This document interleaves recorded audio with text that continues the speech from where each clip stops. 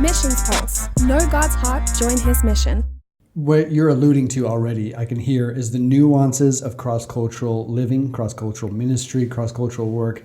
There's a lot of things that go into that. And I think what you alluded to a second ago, missionaries over time become jaded. How dare you? Did you just say that, or did you think it? And yet, yeah, you're right. There's a lot of truth to that, because a lot of it. Well, I think a lot of it has to do with some sort of trauma, right? Perhaps it's vicarious trauma. If you're doing ministry, you've got a strong sense of belief. You're taking on this kind of the hurts of people around you, and then the longer you go, your burden gets heavier. Think Christian in, Pilgrim's Progress, and then you kind of want to just sit back in your living room, watch Netflix for a while. Right. Does that happen really on the mission field? Yeah, I think it does. Again, our very first connection, and we're not judging the person or upset at them, but our very first connection in Thailand was with a family who had been here for a number of years, and they were extremely discouraged, talking about, in fact, when they heard our vision and our heart and how we felt like we were going to reach people, we came with a lot of excitement.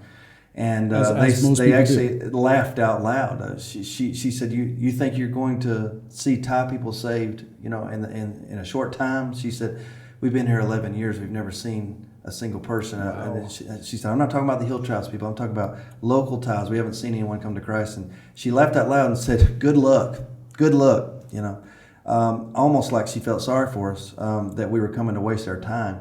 I thought a couple of things then. Number one, maybe they're not called. Maybe they should have stayed back and ran their business and supported someone else that was called.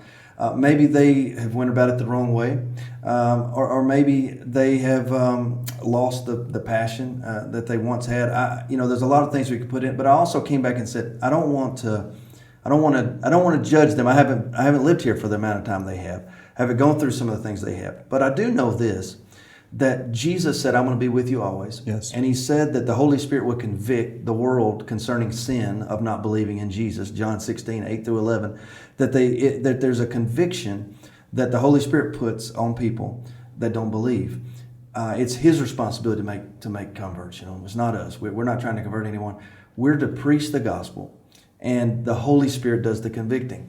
So if you're out there laboring for years and not a single person has come to Christ, either inadvertently, accidentally, or something, then either you're not preaching the gospel. And I know this is, you can't just be black and white. I know there's people that go to very hard areas, yes, and they spend many years, and I want to have grace and understanding for those people. But at the same time, if you preach the gospel, the real pure gospel of Jesus Christ, and you really trust that the Holy Spirit is doing His work, then just accidentally, someone should become a disciple. Yes, because the seed knows what to do. Right. I mean, that thing goes down. Well, but again, you have to think about how we present the gospel too, right? I mean, we got 200 years of Christian history, missionary history in Thailand. 69 million people at present, 0.8, some people say 0.9, less than 1% Christian in this country. So that tells me we're not presenting the gospel for a Thai Buddhist mindset. Right. We're not contextual. We're not making it available. Jesus responded to the Samaritan woman, differently than He did the rich young ruler.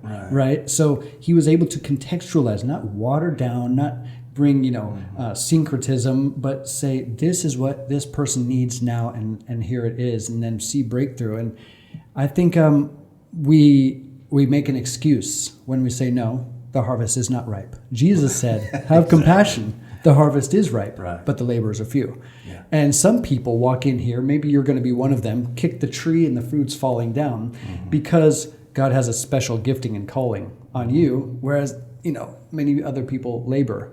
But I think that tenacity and stick-to-itiveness partnered with a strong grounding on the Spirit of God and His leading is going to really transform lives. I think you just said it. Missions Pulse. Know God's heart, join His mission. This podcast is powered by Within Reach Global. Subscribe, watch, and listen on YouTube today. Visit missionspulse.com.